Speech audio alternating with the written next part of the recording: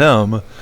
Welcome, my fellow boys and goyles, to another lustful podcast. Let's be honest, it's we really have just boys. Here. I mean, they do. Well, they do call you the James Charles of anime, Sterling. Ooh, no stops these pulling this boys podcast. are going to be the death of me. We have with us Josiah. Hi, how you doing, Josiah? Doing good. Good to be today? back. We're back from our hiatus. ABC finally forked over the money so we can start podcasting again. Ooh, boy. Yep. And laughing his little tongue off in the background, Matthew Ferrugia. How are you doing? I have the most endearing chuckle on the face of the planet.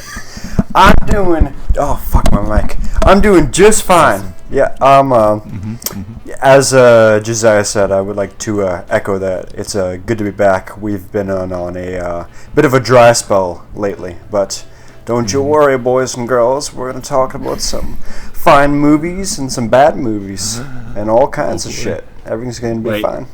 We're not talking about any bad they're movies. Ooh. Gasp. Chaos. And hey there, y'all know me as Strolling Silver. How you doing? Your moms love him. Your dads hate to buy him. He's Sterling Silver. Alrighty. Let's see. Should we just get right into one of the movies? Matt, you pick. Which one are we movies? going into first? Yeah, Matthew. Oh, so after the fresh bullying, now I get to decide what we shall jump into. Let's peel off the Band-Aid and just go for Endgame. Let's go for Endgame, shall we? Avengers Endgame. Yeah. Alrighty. Josiah, why don't you take the reins? Oh, okay. Introducing. So, statistically, everybody who's listening to this podcast has already watched it. Oh, yeah. Pretty much. I think it's safe to say. So let's get into the nitty gritty here. Let's not do our usual where you kind of describe it, where we're watching something more obscure or something more recent. Because statistically, yes, everybody who is interested in what we're peddling here has watched Endgame at least once. Yep. So,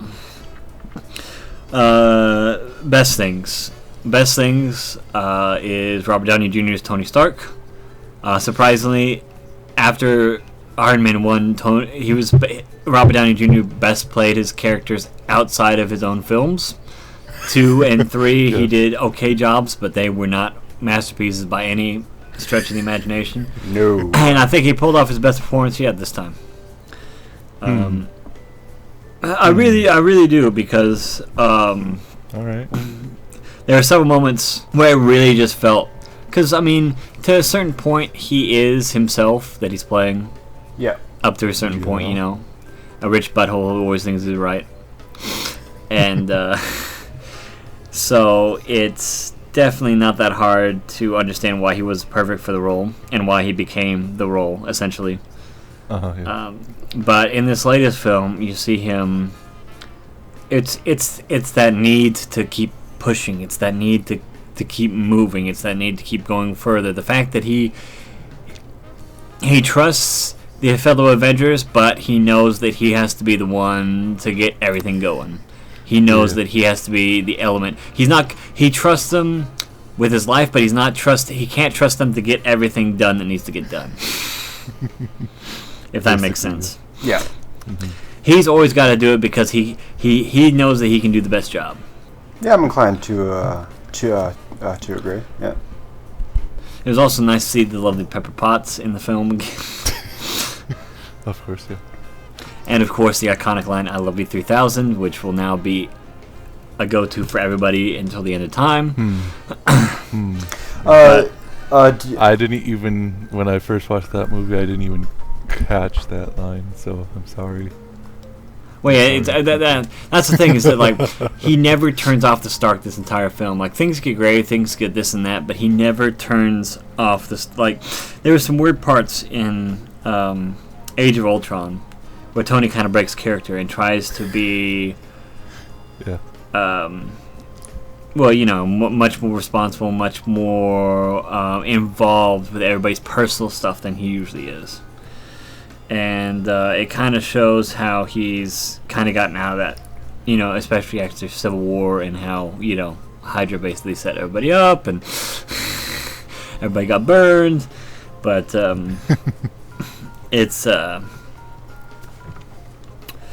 it's definitely great because that scene, I Love You 3000, is when he's going and putting his daughter to bed and this and that, and what was it? It's like, I love you times something, and then she's like, oh, I love you 3000, and he goes into Pepper, and he says, I know it's not competition, but she said she loves me 3000, so she said I love you about like 200 and 250 range about you. She told me not to tell you, but Yeah. I think we're all being fair here. We're trying to be good parents.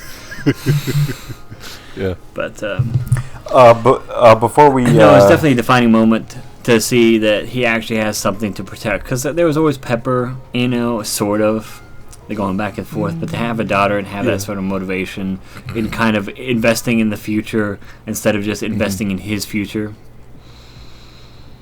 it definitely fully fleshed out his character here even more. Mm-hmm. I can stand by that. Yeah.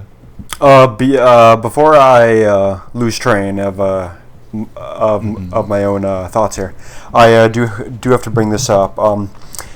Apart from that scene in a 3 where he threw the armor on Pepper Potts to save her life, was this the first time that she suited up? Because I cannot recall. Yes, this was the first time that she was in. Okay, yeah. Good. Just making sure I didn't. The Iron Woman costume. Yeah. Didn't make sure I completely forgot that. Yeah. Wouldn't it be Iron Maiden? It was Iron Maiden. I hope it's called this that. This is Avengers. This isn't JoJo Sterling. I want it to be called that. It's basically JoJo at this point, though. Yeah. Might as well be. Yeah. Okay. Controversial point. I think we're just gonna popcorn here. Yeah. But controversial point.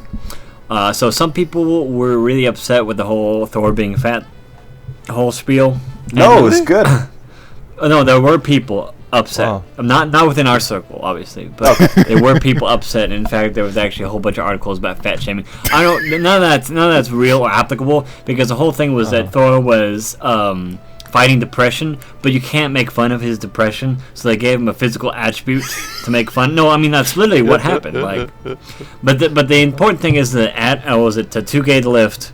Adam from YourMovieSucks.org said that he hated the fat suit because you could see his rippling muscles underneath it. But I love that. I love that he was still buff. He was still tough and rumble because he drank all the time, in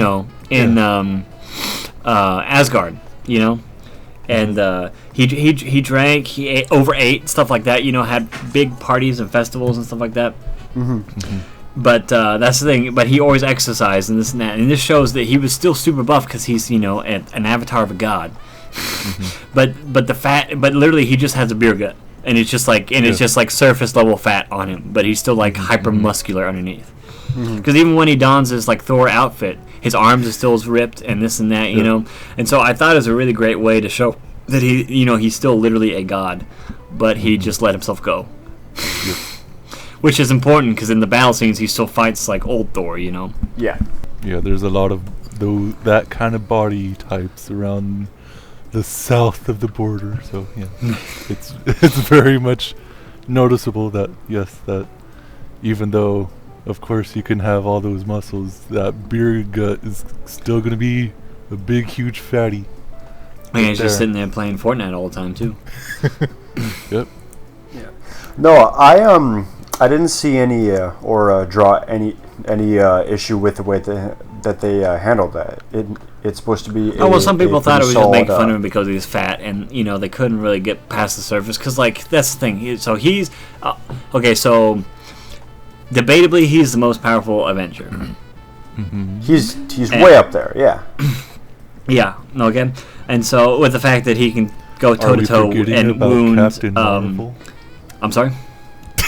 I said, are we forgetting about? Well, okay, so Captain Marvel got literally punched out of the film by a Power Stone. Okay, and Thor was able to fight him with all five stones within his possession. So,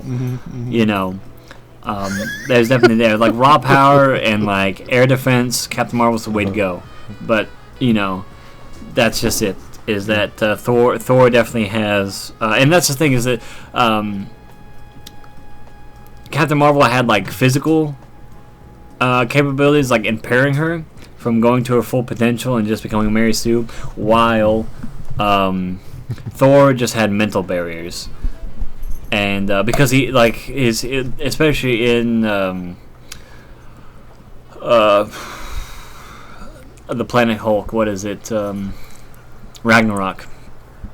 Yeah. In Ragnarok, he understands that he is much more. I mean, like he knocks out the Hulk. I mean, like fairly easily without his hammer, and he loses his hammer, and then he just he starts using other alternative things, and he learns that he is a lot more powerful. And even in the comics, like they don't actually know if he's just an avatar of Thor or actually Thor, or if the North gods are real, or all these sort of questions pop up. But no, the thing is that a guy literally who has no problems, who's literally has unending power at his fingertips, basically, isn't able to save everyone, and he becomes horribly depressed. The person who you would least likely to ever get, to take a mental blow like that. Mm-hmm. Who is actually the most susceptible, if you really think about it. And I think that plays out that, one of the most powerful Avengers is the guy who succumbs to depression. Mm-hmm, mm-hmm. And so I think it was a lovely, comparison and kind of role that they gave Thor in this one. Because he's a good comic relief, but then we got so many comic relief characters left over from after the snap. It's hard to kind of balance all of them, and I think they did a really good job. Mm-hmm. It was probably one of the best ways to create a character arc of that severe depression while still making it dignified, basically, in a sense. So no, they nailed that pretty much on the head. Yeah. Mm-hmm. Can we also talk about how Ant-Man's movie was the one to see and not Captain Marvel's movie? Yeah, spoilers. So the movie that's been on Netflix for the past 5-6 months was the one to see and not Captain Marvel. Because Captain Marvel basically tells you nothing that you don't already know. And all it does is retcon certain parts of the Avengers. Mm-hmm. But I guess you can just blame that. I guess you can just blame that movie as being a different world line. But at this point, she was basically in it maybe 2% of the whole movie. Well, she was in the opening scenes, and she still had long hair and looks like she hadn't aged an hour since Captain Marvel. Her suit was different though, so kudos on that. And her hair, cough cough. Well, no, her hair wasn't until after they got Tony from space. That was during the 5-year time skip. That's right. Yeah, that was at the time skip, yeah. Yeah. She became full Karen and realized her true potential. Of course. Manager Thanos has never And met a greater opponent. I really did want to watch. I really did want to like the Captain Marvel movie, and I really wanted to like Brie Larson as Captain Marvel, even if she's kind of an insufferable human being. If you watch the interviews with freaking Don Cheadle and Chris Hemsworth. But the thing is I started out watching Captain Marvel, and I just didn't like her, and I couldn't remember why. And then I remembered it's because she's freaking Envy from Scott Pilgrim. So we have 2 Scott Pilgrim stars in Endgame, both Chris Evans and Brie Larson. Oh, but yeah, she doesn't really have much of a role, and they literally just put her in there as extra firepower. So yeah, I think that's as much as we need to talk about that. Yeah, we all needed a convenient plot device to save Iron Man. Yeah. Mm-hmm. Well, and sexually frustrate Peter Parker. Oh yes, but that's of course, Ant-Man being the savior of the whole entire universe. I love Ant-Man. Yeah, I he's love fine. Paul Rudd just as much as the rest of everybody else. But the thing is, if that rat didn't hit that panel, the rat is the real hero. The rat? I'm completely forgetting what you're talking about. Ant-Man back. Oh, yeah. Forget Matthew? Yeah. Thank you, rat. True hero. I do recall now, yeah. Yeah. But yeah. So what are our extreme thoughts on the entirety? The yeah, the rat. I thought it was pretty good that his character arc was that fleshed out. He was very utilized in the defeating of Thanos. He took down Ebony Maw in a single bite. It was fucking absurdity. He was the one that went back into the past and created the Black Plague. But yeah. Yeah, he's the one who sent Ant-Man into the future because he was stuck in the quantum space. Because guess who turned to dust as soon as you were supposed to bring him out of it? Yep. It's a kind of depressing when you think about the fact that rat died during the 5-year time skip. Pour one up for our boy. I can always go back and get him. Go get him. It's okay. He's alive in our hearts. Yep. But no, I think Ant-Man did a really great role in this one, as he usually does. He's pretty solid, yeah. Just talking. He understands some of the lingo. He understands enough quantum mechanics to, make him able to use the suit and understand why and how he needs to use the suit. Yep. But he's not a Tony, and he's not a Hulk. Well, I guess Professor Hulk now. Yeah. Which that was a lovely gem, wasn't it, for people who know Professor Hulk from the comics?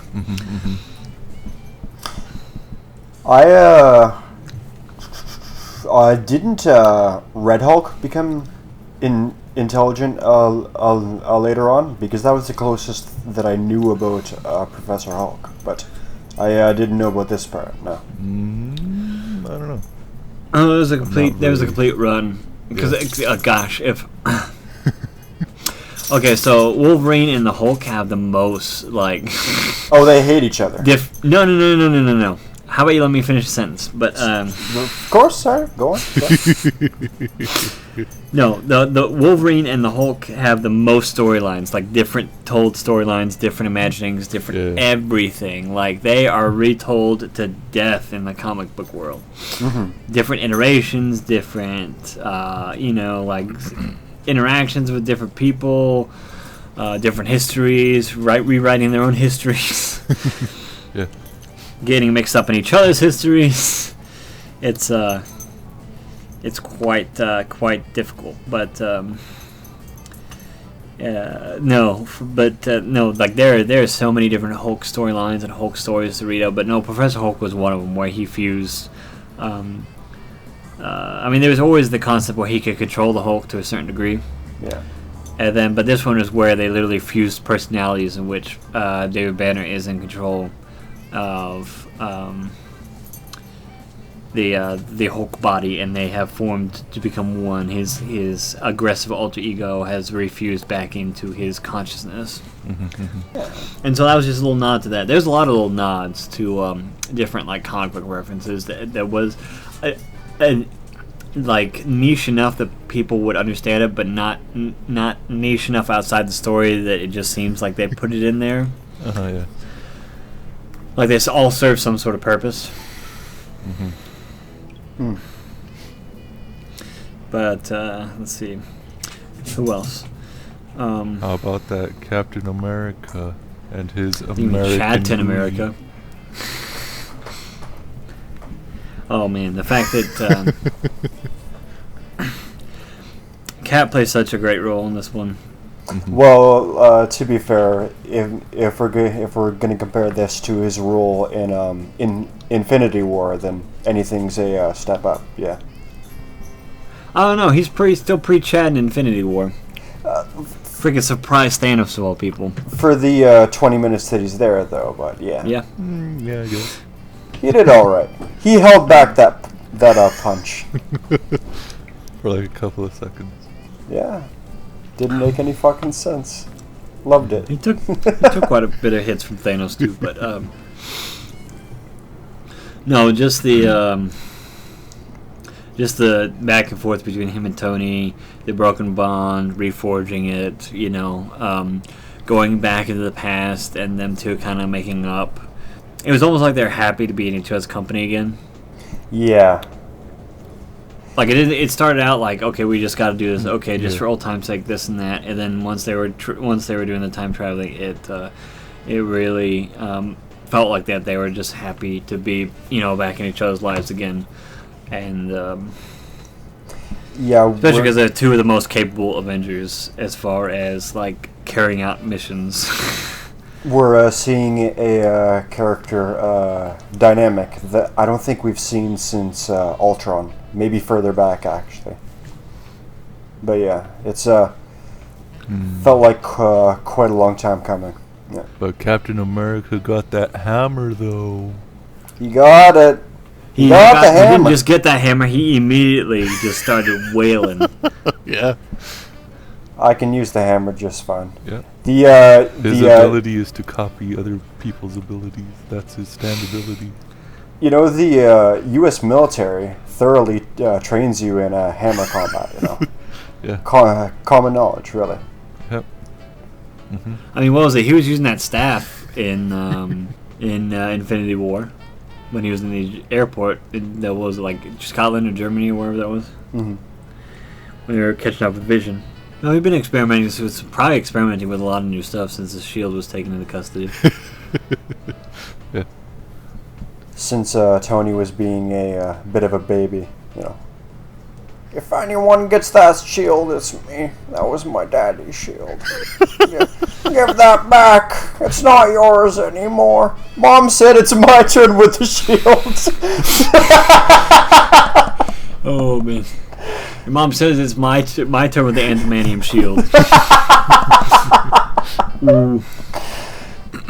Oh, man, that's good. I thought, at least some people would have died from Thanos coming back to the future. No, and, it's okay. With that well, big, it was all huge localized, blast. and some people did die. Some of the wizards and some of the Wakandans and people like that. Yeah, like the nobody. Extras died. Yes. But yeah, it's what else? You can't have too many people die. So so we lost Tony, we lost Black Widow, and we lost Romanoff. and we lost Captain America. Oh man, Yes. that scene was. I did not like that scene at all with the Soul Really? Stone thing. That was, That was okay. It was. Why didn't you like that scene, Sterling? It was hilarious. Just them, their dynamic of no, let me kill myself for the Soul Stone. No, let me, and then they just fight each other, and then they do backflips to the end of the thing, and then they do that whole Evangelion style thing in which they sink themselves, and then oops, Black Widow, oops. Okay, I got the Soul Stone. I thought you were talking about the scene where Cap dies because you mentioned him last, but no, he doesn't die, but he's basically out of the team, and he's close enough to death. Yeah. No, the scene with a Falcon and Cap at the end was nice, but no, the scene with Hawkeye and Black Widow was kind of goofy. I'll actually have to agree with Sterling. And it was almost... Yeah. Well, I actually heard that it was supposed to be Clint who threw himself off, and then there was a change. No, apparently, one of the boom mic guys is like, hey, that doesn't make any sense. You've been building up all this stuff for this guy fighting for his family. You can't just kill him off because, Natalie was just basically doing nothing this entire time. And, her ovaries are dried up from the Cold War, so she really doesn't have much use in the universe anyways. Yes. But, she can adopt some African... No, yeah, that's the rumor on the streets, though. Is that the Russo brothers would actually take recommendations as far as, for keeping things continuity-wise, saying that they would listen to, some of their production people and, ask them, because the production people were huge fans, and they keep up with it just as much as the writers do, but it's always good to have an extra person. I just found it kind of weird in which it kind of had almost zero build up to that point. Because like from the last, like even Infinity War had that problem in which, oh, the Soul Stone got to sacrifice somebody. Oh, Gamora, you go, bye bye. And then in this one, it's just like, oh, let's do that again, but this time do the same exact kind of thing, but let them fight over who's going to kill themselves. And then Black Widow dies, and basically the same exact death animation. So. To be, I mean, well, it's a cliff. I mean, how many ways are you gonna die off a cliff? Well, I mean, to be completely fair, though, you can only use that Family Guy falling down. They both pull out knives, and start stabbing themselves, and see which one dies first. And as soon as you hear that Black Widow and Hawkeye are going to Vormir, you automatically realize it's gonna happen anyways because you've already seen the last movie. Mm-hmm. So you could argue that it's a bit more like sensible in terms of the build up this time, because now you know, okay, someone's going to bite it just going in. Yeah. And you think it's gonna be Clint because he's already kind of out, you know. Yeah. But it's not Clint. Clint has to be a weeaboo. That's his new calling in life. I must kill all the Japanese.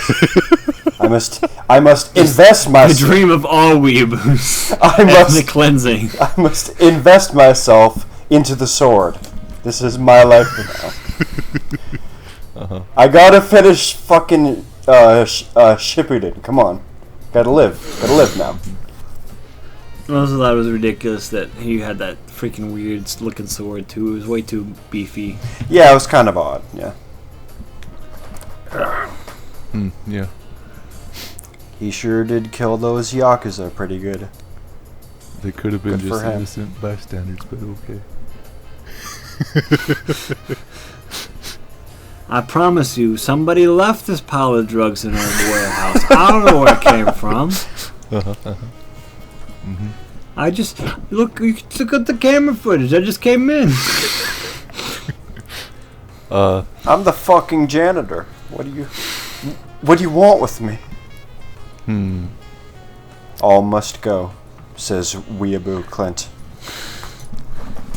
So I guess Iron Man can create a gauntlet that rivals that of the dwarven technology that can also hold the Infinity Stones in some way? Okay. Or am I okay, so the Starforge glove, gauntlet was forged so he could use the stone's power at his whim, and the glove would keep it together, okay?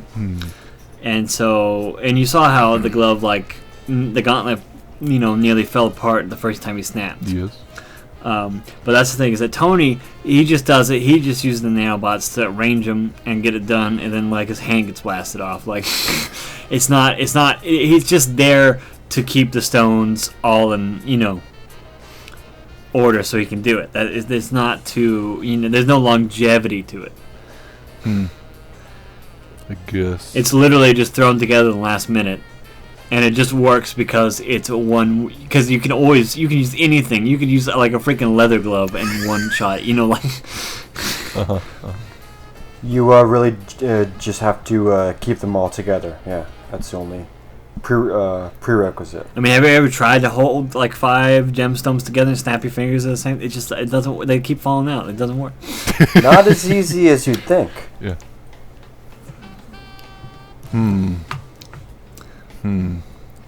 But isn't that in the same kind of continuation of that, how Guardians of the Galaxy, the first movie, how that ended, in which the Power Stone was the most powerful thing that if you touched it, you pretty much were gonna be dying unless you had a whole force behind you, keeping it. Well, it basically because Chris Pratt was half a demigod, because of the planet thing.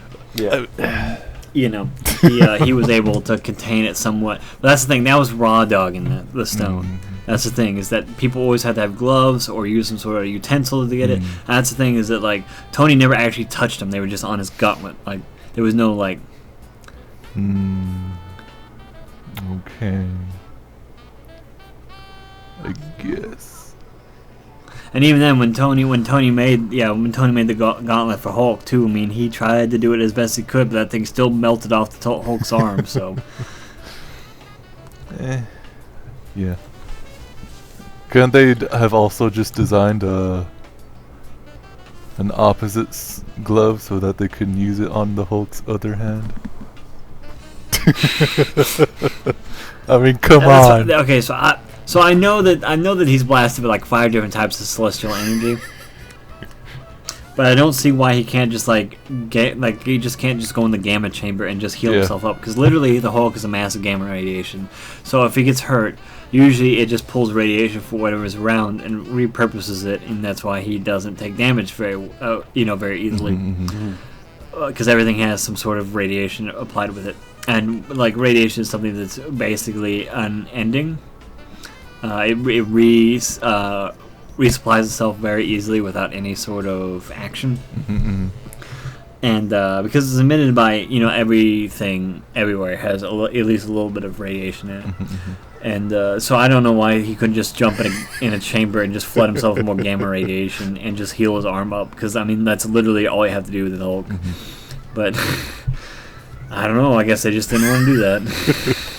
Well, the MCU probably didn't take into account that Hulk has a healing factor or another quite arm. a few people don't really know about. That's actually fantastic. It's a great healing factor. It just doesn't get much play in media. It's not even that much of a healing factor, really. He's just so durable that he doesn't usually have to, Well, it serves the same function, but yeah. Yeah. Let's see. Okay, what gripes do you guys have about the time travel then? Just the basic stuff. I don't really count the time travel stuff as a gripe in and of itself. Like, it was pretty much explained away, as in like the Hulk and Ant-Man. Well, not Ant-Man, just the Hulk primarily was just like, oh, all that like time travel stuff in those movies, you can forget all about that, Cracker Jacks. Thank you, because I went with a friend and immediately she started talking about Back to the Future stuff. I'm like, no, they told you exactly in the film. Yeah.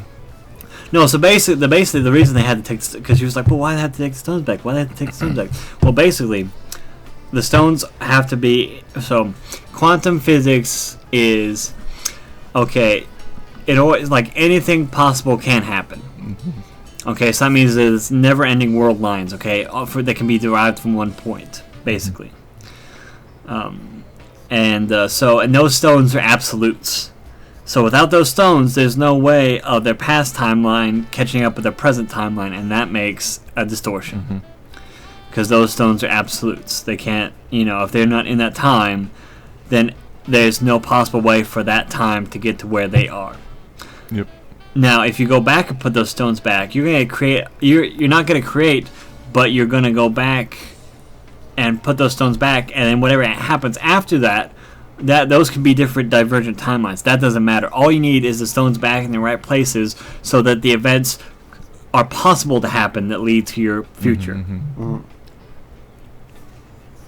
And so with this sort of thing, we see whenever Thanos and the gang come from the past, that is a divergent future. That's not from the original future. So that's why all the damage and everything like that from Thanos and him having snapped his finger in the first place still happens in their timeline. And then that's why when Nebula, whenever she shoots her past self, she doesn't phase out of existence, because they're from a different world line. And so that's when Gamora from another world line comes back. Not only is she unbound by the Soul Stone now, because Black Widow died, and now she is the contractor, and the other contract's null and void. So she's able to remain and stay. This is why when Captain went back, he is able to do that not only because he's in suspended slumber, And so he won't run into himself until he's much older, and can avoid all the circumstances where he doesn't have to meet his former self for too long, and unravel the make things number one really awkward. It wouldn't necessarily unravel the time, but it would put him into a different future. Mm-hmm. And so with all of these circumstances, as long as those soul stones are there, you can have as many futures as you need, because the possibilities are there. Mhm. I do have to thank you for refreshing me on this, because my knowledge of quantum mechanics are practically none. And that scene with Doctor Strange's master, where she explained this, is something that I did forgot until like 10 seconds ago. So, thank you. Mm-hmm. Yes. So Well, see, because a lot of people are thinking, "Oh no, if you change anything in the past, it diverts." I'm like, no. If you change anything in the past, that just goes into a different. You're into a different world line now. Yeah. But that doesn't matter.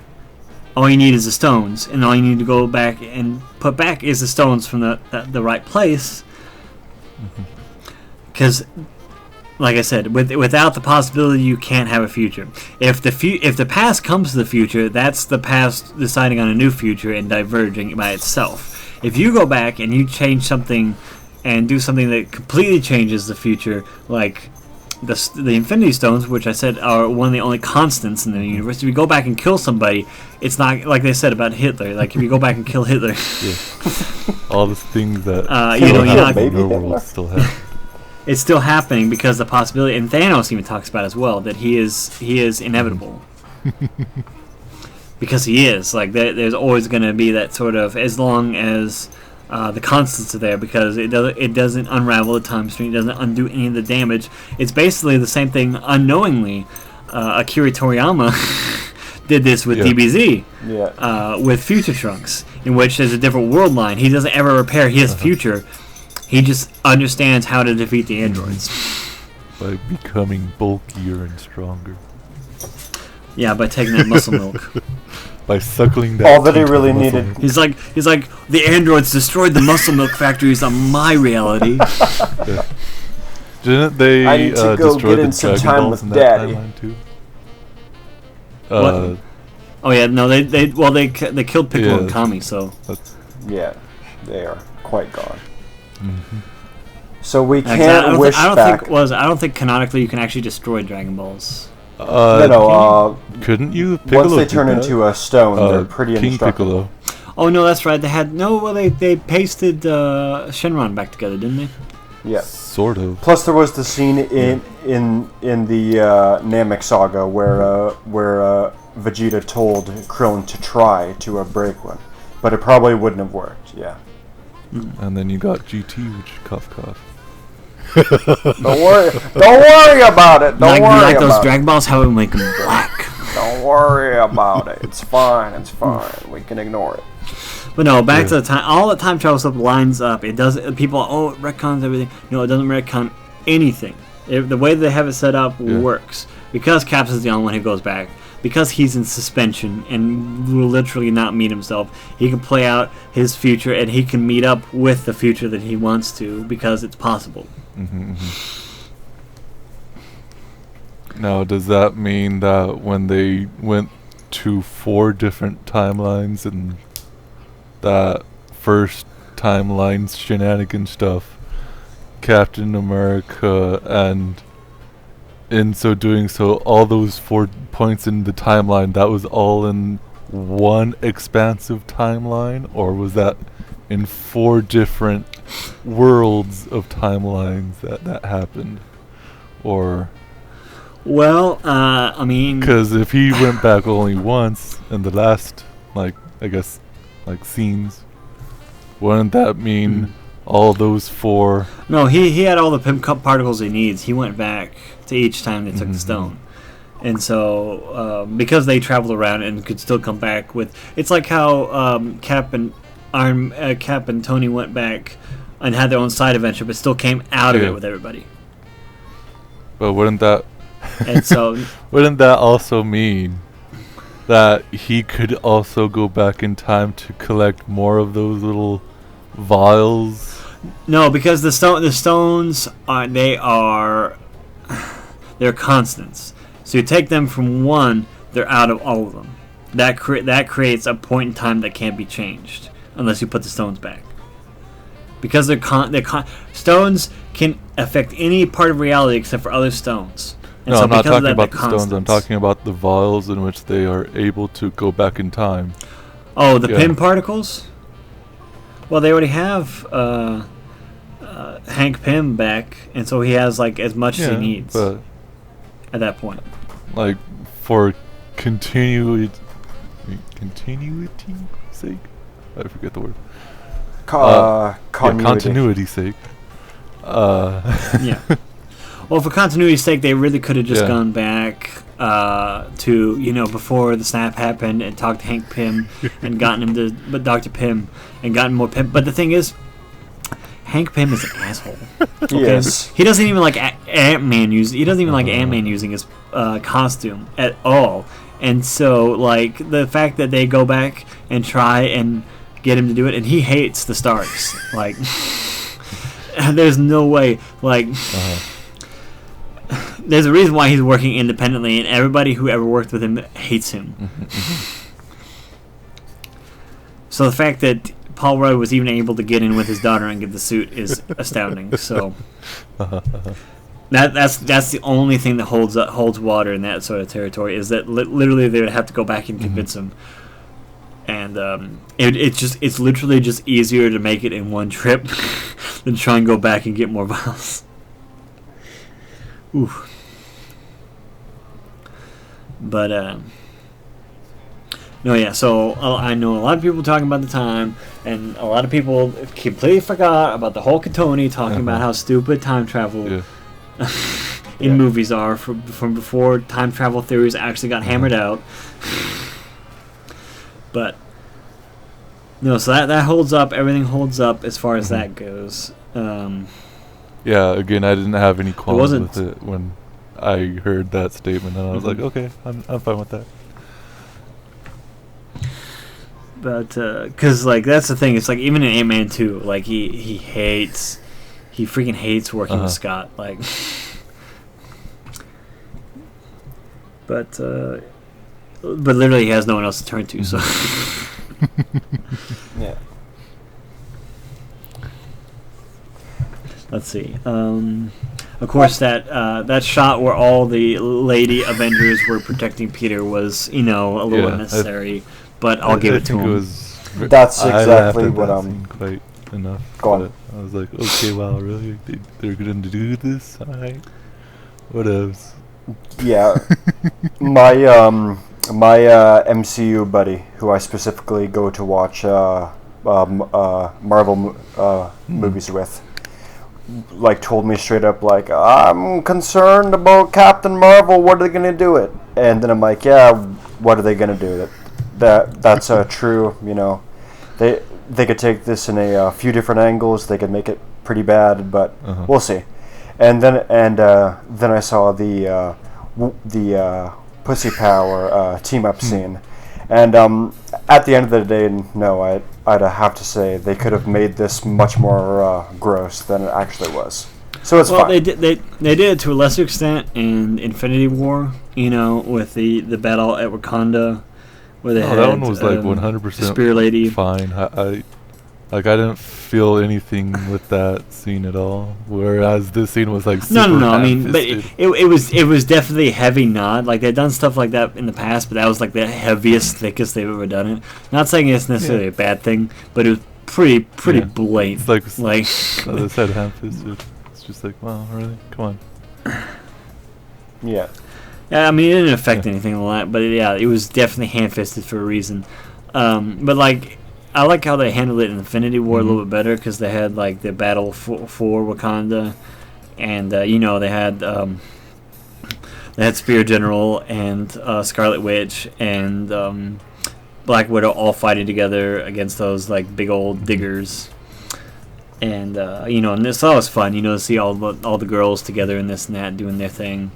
But man, oh man, that first punch with freaking Ant-Man going up 60 feet and just punching that freaking space crustacean in the mouth. Amazing. Very satisfying. Yeah, it's good. And but so here's the biggest thing though.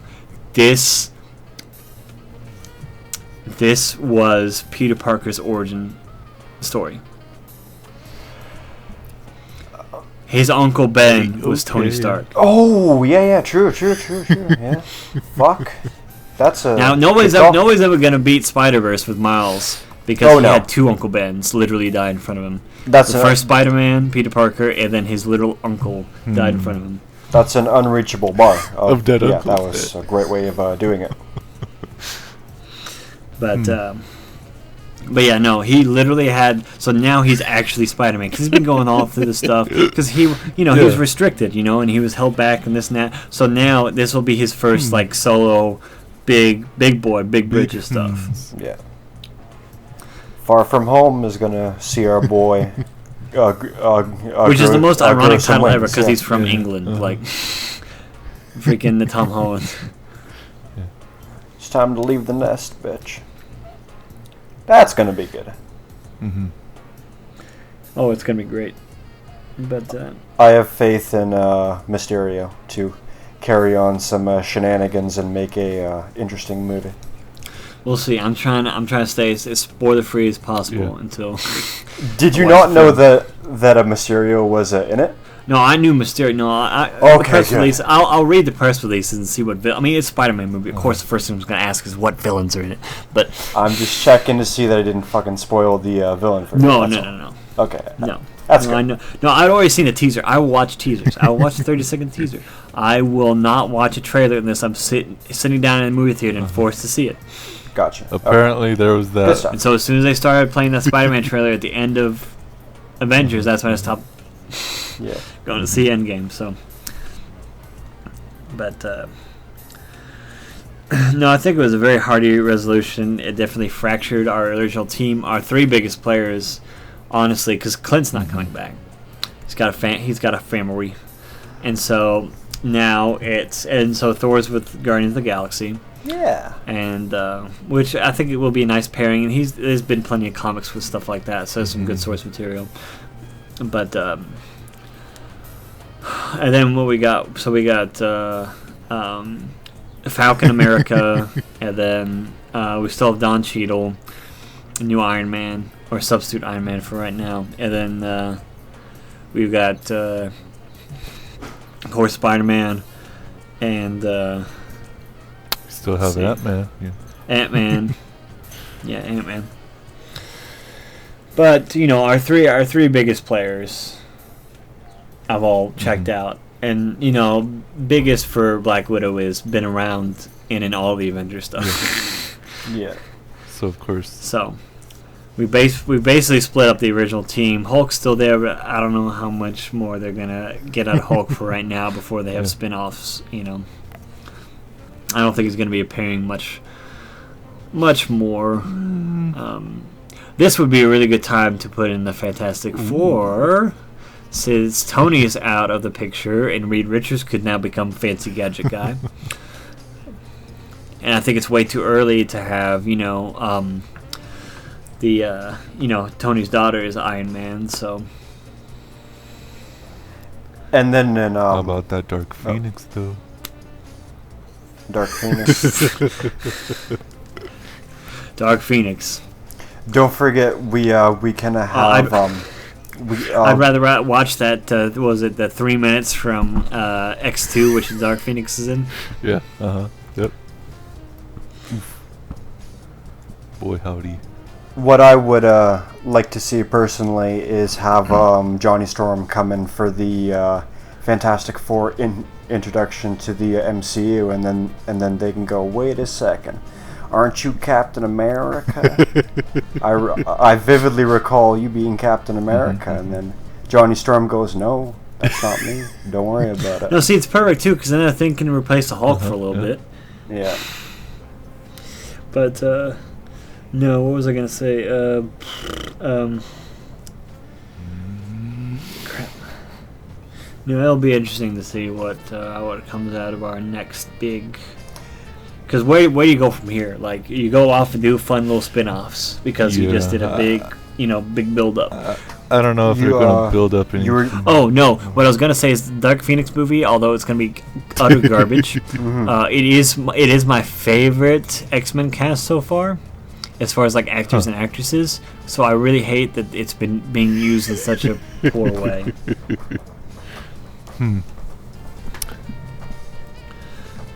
Interesting.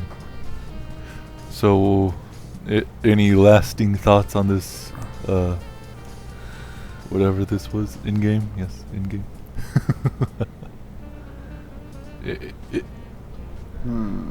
Any overall thoughts on this? I give it 8 Don Cheadle's almost drowning out of 10.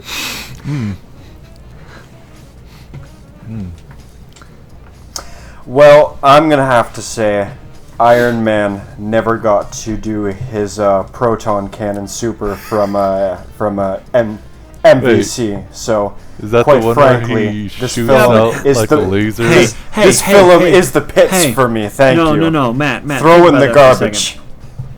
Matt, think about it for a second. How is he supposed to do that when he just used all of his assists to pull out Potter from pull up Potter so she can use her assist attacks and just blast that beam. That's what's draining a super. Josiah, I will give you full credit for the joke, but the tag meter and the super meter are different things, I'm afraid. What is this garbage? This is fighting games. Y'all leave y'all leave the fighting game trivia to me. Don't worry about it. I'm good with fighting game trivia up until like 1995. Okay, that's fair. We need to get Spencer back in the podcast. I played Samurai Showdown. Oh, fuck yeah, nice. But on a more serious note, I preferred Infinity War, but I would have to say that Endgame was a pretty fine ride too. But yeah, a bit of a step down. Yeah. Well, I mean, that's the thing, is that Infinity War is building up. Yes. And so it's much more fun to build up than it is to close things off. Yeah. And so I think that I think all the resolution was done well, and so that's why I think it was. I mean, Endgame is a appropriate title. Oh yes, could not be more appropriate actually. Fully Closure appropriate. in American films is something we just don't see anymore. So we do have to give it credit for that. Yeah. Yeah, we have to shake our boners whenever it does it right. If I had to give a number, I'd say it's probably about like a 7.5. It was good. That was a good fucking movie. But there's been better. That's all for me. How about Sterling? I'm conflicted. Sterling, did you like the Endgame, Sterling? Tell me. Well, overall, no. Oh, he hated it. I think this, if it was done exactly the same, 100%, but it was moved a bit over, like maybe 2 or 3 more years, with maybe a little bit more stuff in between this movie and that movie of Infinity War and Endgame, I think I would like it a little bit more. But I think they capped it off too quickly. Yeah, sort of. It was just like, here's this movie, and then here's some filler 2 movies. And then here's I mean, it makes sense. It's the 22nd in a saga, and so you can't like business-wise, they had to do it now because they can't just keep the actors and actresses. Yeah, I totally understand that. But I understand what you're saying, and that would have made much more like storyline sense, But unfortunately, like for as far as reality goes, I think this is about the best product they could have given us. Yeah, I totally understand. But yeah, I have my extreme qualms with it. I did not really like the first 2 hours of it. I thought it was kind of just boring. I was kind of in the same ballpark as Your Movie Sucks, except when it concerns the time machine stuff. I'm completely fine with that. I didn't really, I didn't have any qualms with it, as I've said before. Everything that was, again, I really loved Infinity War and everything that was built up through that, and it was just like, oh, the first like 20-ish minutes was like, oh, gotta kill Thanos. Oh, we killed him. Okay. And then 5 years later, or was it 5 years later? Yeah, I think. Yeah, 5 years. Yeah. And it was, oh, gotta deal with all our depression and all that stuff, which is fine. I'm whatever with that, but 2 hours? And then when it came to Thanos being who he is not, kind of was a neutered representation, which is fine in the context of the story, but with what we have seen in the Infinity War, it was kind of like a letdown for me, and how the pretty much quote-unquote in-game fight was less impactful and just like more fan servicey, and like I can get around that, but a lot of what I dislike even in other things is that when it becomes fan service, a whole lot of fan service, it kind of feels like you're just watching mascots of their former characters just duking it out and like, hey, we did this little cheeky thing here to pretty much satiate your fan stuff. Oh boy, here, oh, Iron Man does that thing. Oh, Captain America is picking up that hammer. Ooh, I clapped. All that stuff, and I was just like, yeah, all this stuff was alluded to, and all this stuff was like, okay, yeah, it's pretty much getting a period after every sentence it's made, and I was just kind of not really enjoying most of it until that end, and I was like, oh, this is, hey, that's fun, hey, that's cool, haha, I laughed at that joke, haha, and then Captain Marvel comes along and kind of ruins the day, but whatever, she got punched out, whatever, who cares. And at the end of the day, I think I'm gonna still keep my point that I made, which was, and I completely agree with all your stuff, it was just, from my point of view, I'd give this a 3 on 10, really. I'm sorry. And a man of high standards.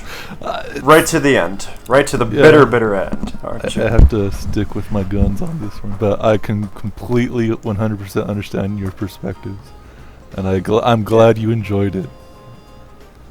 So you would say that it was fairly like fan service heavy, as far as like you guys didn't need to go this far on trying to please the fans, basically. Again, if this movie was like 3 years more in the making and it was completely the same, but with like maybe like 2 or 3 more movies in between that built up to it, I'd be completely fine with it and probably be in the same ballpark as you kids. But and what he's trying to say is he's saying fan service in my superhero film. Good God, what are you people doing? Yeah, it's not like that's the essence of a superhero movie, basically, or anything. Yeah, I can get behind that, but again, it's like everything else that I've ever watched and reviewed, and this kind of thing happens where a lot of the characters just feel like mascots being their former selves, being paraded as a fan servicey kind of thing. I'm not all that into that. But yeah, I'm completely understandable from your points of view. That is what it is. Yeah. Yeah, just. I don't like all of the MCU movies either, so I totally get it. Yeah, that's life. Yeah. So, with that, how about that Detective Pikachu, huh? How about Pikachu? How about no skill to catch Pikachu. Pokemon, huh? You don't need no Pikachu. skill to catch Pikachus, and whatever those Q-bones are. You don't need skill. Fucking Cuba. You fucking lost your mom, you suck. Go cry in the corner. I don't need you. I need a fucking Pikachu. But yeah. Did anybody have high hopes for this movie? I think I did overall. Like before. I knew that it was going to be entertaining and fun. Yeah. I never had high hopes for the story, you know? Oh, no. God, I just went in it because I'm like one of the biggest Pokemon fans in the group. Like, yeah. I like Pokemon enough. Pokemon itself is great. It's a wonderful franchise. And I went into this having high expectations based on trailer stuff that I had seen for visual elements, and it delivered when it comes to that. It was the most embarrassingly paper thin plot that I had seen in quite some time. Really not good at all. But the novelty of seeing Pokemon in a CG, like I mentioned earlier, and also the fact that the final call came in not to have this be just Gen 1 are the two best things about this entire movie. Looked great, and it covered a lot. So that's fine at least. So you're telling me the amazing people at the Pokemon Company that allowed the Pokemon musical to happen in the United States. Yes. You don't always really rely on quality and more just accuracy. Of course. Now, there was one design I didn't like with the Pokemon film, and that was Emolga. Oh, which one? Which one's that one? It's the flying lightning type. It's like the Pikachu clone, the flying squirrel type. Oh yeah, the flying mouse. Its proportions were off. Its tail was way too big, and its head was like smaller than its body, which is like the opposite of what it needs to be. But besides that, and besides the Apomps being like the scariest thing ever in the world, fucking freaky. Yeah. Did you have any dislikes in Pokemon design, Matthew, that you seen? They were all like mostly pretty solid. I'm racking my brain to think of one. Josiah, can you please buy me some time? I'll do it. Is there anything like what I'm saying is there any other, like, apart from the one that you already mentioned, or is it just that really? No, it's just those ones. I mean, everything else was within the realm of like good. Yeah. And not bad. Although the Lickitung scene really didn't need to happen. And I see why the Pokemon Company wanted to take it out. I was freaking. I was watching the Funhouse guys, and they were like, yeah, like for some reason. Yeah, well, it's fine. Like the Funhouse guys are talking about. They're reading through like the crib notes, and it's like apparently like this was the one scene that they had to really haggle with the Pokemon Company to keep in. Okay. And it's like, I don't know why, it's such a weird scene. I mean, it's not really that. And I'm like, really, you mean a franchise that literally has like so much fetishized art online doesn't want a Pokemon longingly licking the face of a human being? Yeah. I can't imagine why. As Gardevoir didn't show up, and it's probably for the best. All things there considered. are some very obvious, pretty much detractions in what they didn't utilize Pokemon-wise, for good reasons. No milk tanks today, buddy. Where's my Baneri? Why isn't my sexy Baneri here? I want her so badly. But yeah, I don't think. I think you're talking about the evolved form Baneri. Yeah, Baneri's just a tiny one. Are you stealing my meme, Matt? The Mega Baneri. Are you stealing my meme? The Mega Baneri with the with the Tauren leggings. Little things. That's the Pokemon that I want to fuck. Thank you very much. Okay. Alrighty. Yeah, because I really think you were talking about Lopunny and not Baneri. Oh, fuck! Gasp. Was I? Yes. Completely. You're talking about the one that's a baby Pokemon. Gasp.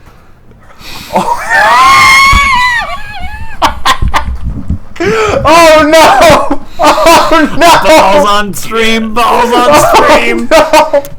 Stealing my Yes. and everything. Alright, I get you, Matthew. Megalopony. The Megalopony with the design that looked like torn leggings. That's the Pokemon that I Yes. want to fuck. Not the child Pokemon. Thank you. Come. In my defense, I never played the Yeah, Gen okay, 4 if you games. say so. Except you say so. for Heart Gold. Uh-huh. I played the Gen 2 remix in Gen 4. I didn't play Keep Diamond digging that Pearl. hole, my boy. I didn't play this plan. I don't remember the names. I fucking blanked out the names. Alrighty. I'm already off to jail. It's fine now. Don't worry about it. They're already I can knocking stop. down that door. That's a good meme. Uh, I still can't think of any that I weren't like super like. Oh, that design was not great at all. Sterling, yeah. Were there any Pokemon that jumped out to you where that was not great? honestly, no, none at all. I'm not very extremely 100% well, okay. knowledgeable of like maybe like after Ruby and Sapphire and Diamond and Pearl. Yeah, Diamond Yeah. Purple, yeah. Yeah, that's correct. But all those designs that I've recognized, like the Loudred, right? The one that does the dubstep. Yeah, I love DJ. that. It was Yeah. fun. that was that was Yeah. spot on. yeah.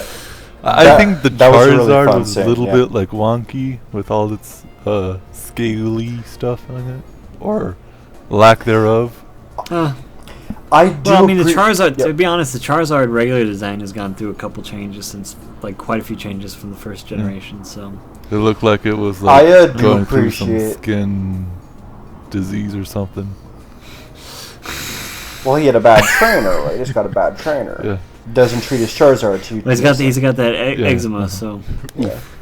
Um, No. What I was gonna say is I do appreciate the fact that someone clearly checked, like on the games or fucking something, what size these Pokemon are supposed to be in comparison to a human beings, because a lot well, of the that was the Pokedex one other entries- thing. The Snubbull was unusually large and was Yes. a little bit disproportional. Yeah, mostly That was the only other gripe.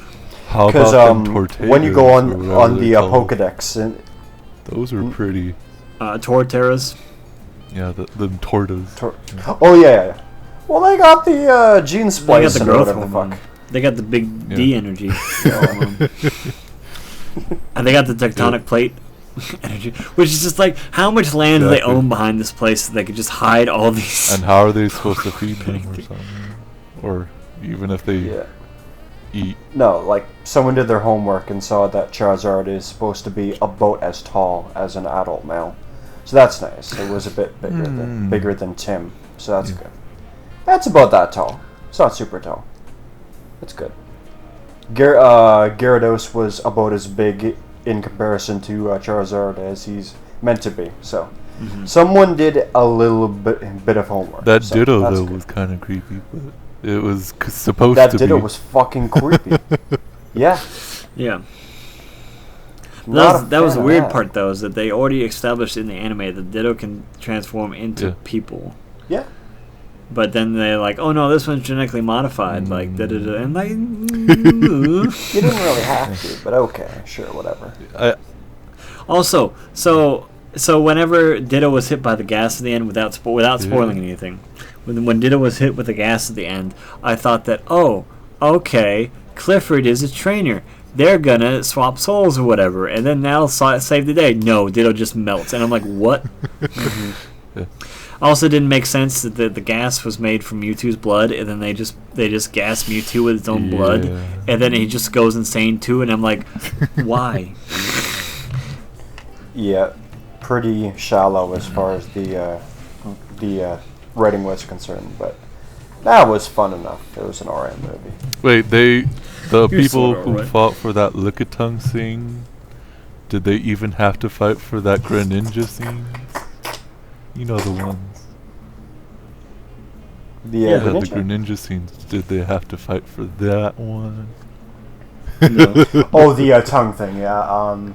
Probably not. It was way less in your face. Really, about though? How, No, that's fetishized that actually was. like that's been in the anime canonically before with like Greninja grabbing people with his tongue because it's the ninja type and that the tongue is its scarf. It uses it. Yeah. That's actually been already canon in. But then I that believe lick-a-tongue the, would be the same type of canon in which they would just lick people. Well, yes, but the thing is that like there's no like with the Greninja thing there's a purpose behind it. Like they're trying to silently take out the people and this and that. With the lick-tongue scene, he just looks over. There's a lick-tongue. Like there's no like plot driving from it. There's no consequences. There's no. Yeah. All right. Why was it a lick-a-tongue and not a licky-licky? What's Yes, going on why with not? that? Why not the far superior licky licky? It looks more humanoid. Oh, that would have been fun. Well, here's the thing: is that Lickitongue's tongue is only twice the length of its own body. Licky Licky has a tongue that's 23 meters long. So That's a monster of a tongue. It's too big, I tell you. What else happened in Detective Pikachu? Yeah, not really much. Like, Yeah, in terms of detective that's the problem. Pikachu working, as in like a detective, there wasn't really anything that was being solved. Instead of just like, Ryan Reynolds likes Oh, coffee. hey. Oh, he's funny. Mewtwo I might like not the be a bad joke. guy after all. Oof. That's it. That's really it. yeah, it did kind of turn the tables a little too many times, like one or too many times, because I felt like it was just like over explained. At I that thought the point. point in which Yeah. Mewtwo was being #controlled, I was like, oh, this must be the halfway point of the movie, right? Oh, wait, what? It's already kind of being over? Oh. That's really... I was like, oh. I thought that was just like, oh, hey, there's a... oh, there's the climax, and here's going to be a rising and right... Oh, no, that's it. That's the end. Oh, really? Okay. I mean, it made sense. I mean, right? So Pikachu and Tim broke up, and then they both got to have. And then Pikachu's got to have his redemption. Tim's got to have his realization, and then like it was. I mean, like so by the books. Yeah. It was a little scary. It was way by the books that Yeah. I was expecting that it would be a little bit longer than what it was. But yeah. It had to have so much mass appeal that it was ridiculous, because everyone from your 5-year-old kid whose parents have introduced him to Pokemon, to the parents themselves who played like the Gen 1 games, it had to cast a very wide net. So Well, see, the thing Yeah. here is, you're right that I had to do that, but the thing is that they should have just, number one already, like, they only explained a couple things in the movie Yeah. about Pokemon, and everything else was just, like, assumed, which is good, because most people know about, course, like, yeah. Pokemon.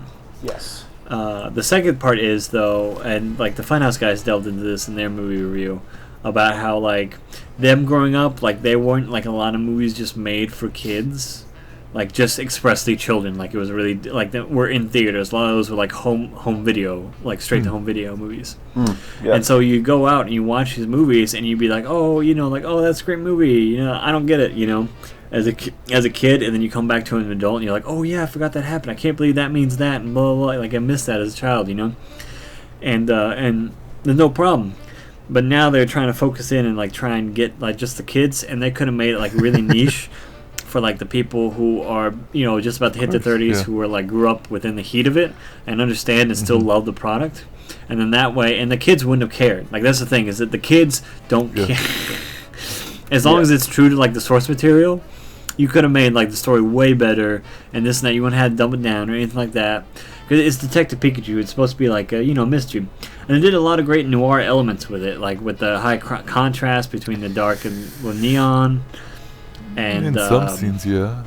Just well, like a lot of the scenes, like when they're at the coffee bar, the couple times when they're in the apartment, and obviously when they're out and about, like in the fields and stuff like that, or and then when they're in the laboratory, and even when it's the parade day, it's still overcast. Like It's not all the way going in there, but it was in the nightclub and everything like that. It was sprinkled enough where the brights were really bright and the darks were really dark, and so there was that high contrast where it's not so much like a film noir, but it has like it shows like a little bit of artistic design that way.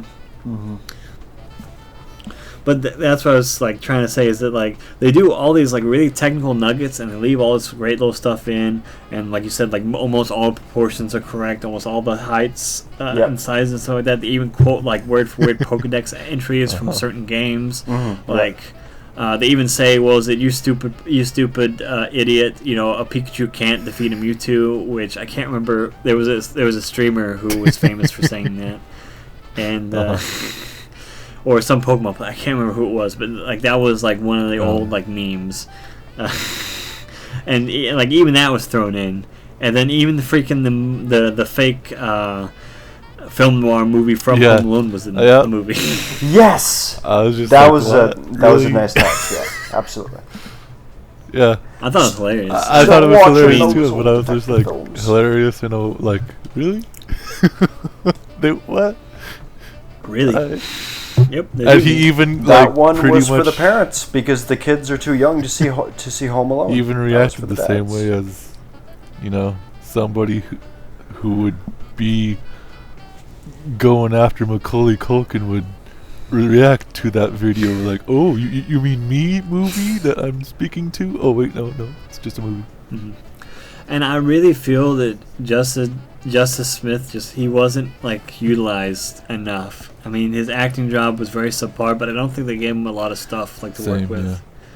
Honestly, because I do like him as an actor, and I thought that he was going to be a really good fit in this movie. And it's not like he wasn't. I mean, he fit it like aesthetically. And really, I mean, he fit it aesthetically well, but his performance was definitely overshadowed completely by Ryan Reynolds.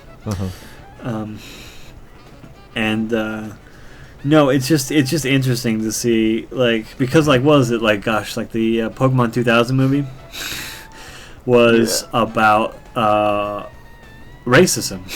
Oh, you just and, like, Pokemon poverty movie, and, like... Because that's the one with the Lugia. Oh, no, you're right, yeah, Pokemon the movie, I'm sorry. 2000 is the one about Lugia, yeah. Well, that's all about Manifest Destiny. Yeah, it is. See, because it's the exact opposite, yeah. Well, only Ash is the one who gets hit for. Where the Pokemon the movie,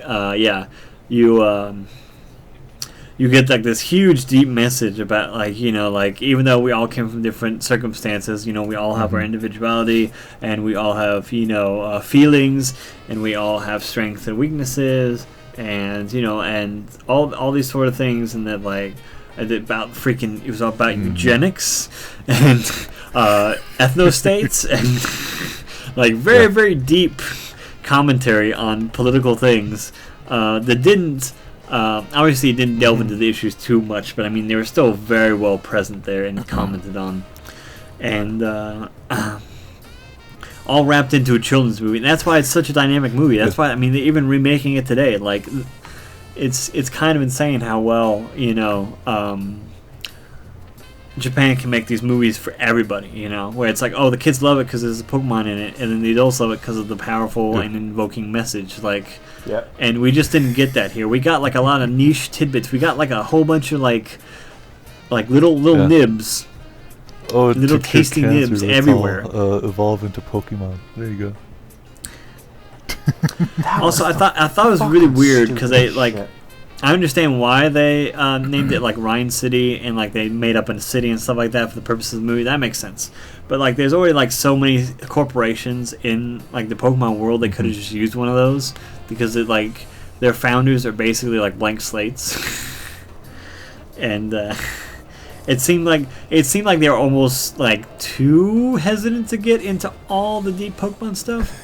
I don't know. Maybe that was just my impression, but like, because I kept seeing like little logos and stuff from things, and like if you looked up at like the street signs downtown, like you'd see things for like berry shops and all sorts of like apparel places that you see in the game, but like none of them were actually talked about or utilized rather, and so I mean even the PMN. And it's the news network there. It was kind of. Oh no, I'm sorry. The C. What was it? CNN, CNN. the news thing. Yeah. CNN, I think. Yeah. Yeah. Like there are what, like 3 or 4 Pokemon radio station news networks that they could have used for that, and I don't know. I just thought that it would have been if you're gonna make up something, why not just put in the tie-in anyways? Yeah. To make it even that much better. Where's my Professor Oak's radio talk show? Oak and There Mary you go. from Gen 2. Yeah. Yeah. Oh, that would have been fun. Absolutely. Was there any? Because I mean, they had all the rights for all these Pokemon, all these like everything in the property and everything like that. And then I mean, they even I don't know. I was a little bit mixed on the soundtrack. Yeah, I can't remember a single thing about that movie's whole soundtrack. Well, they remixed I some of the heard classical one tunes and remix they that I just was put like in some kind stuff of in iffy there. about, but that was about it. Like I kind of forgot everything. Yeah. The yeah, just sorry. a little dynamic. Oh, go ahead. The only thing that I do remember is the part where the newscast was about to begin was, I think, a remix of the Pokemon Center theme or something like that. But I do recall that happening. Yeah, that was nice. But apart from that, I can't recall much about the movie soundtrack whatsoever until the end credits, where it's just a big nostalgia wank, and then they just go up to 11 with it. Yeah. That was about it. I did like that dubstep though, from the Loud Dreads. Yeah, I have some dubstep. Or whatever it's called. Whatever you children That was call my it these days. loud step. Them Skrillex boys.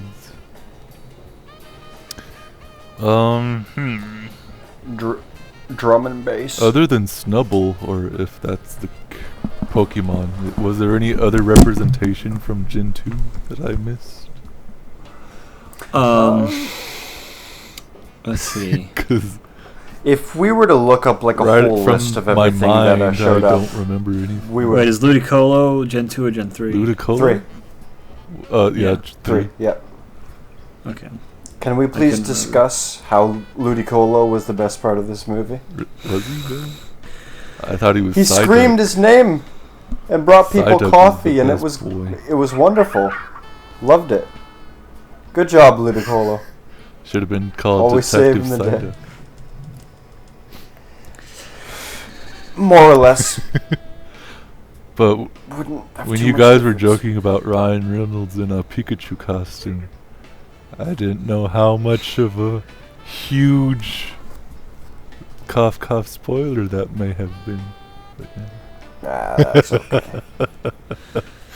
I'm trying to get us something here. List of Pokemon. In I know, that's what I'm looking up Detective for. Pikachu. There we I go. pulled it up yesterday, but I can't find it now.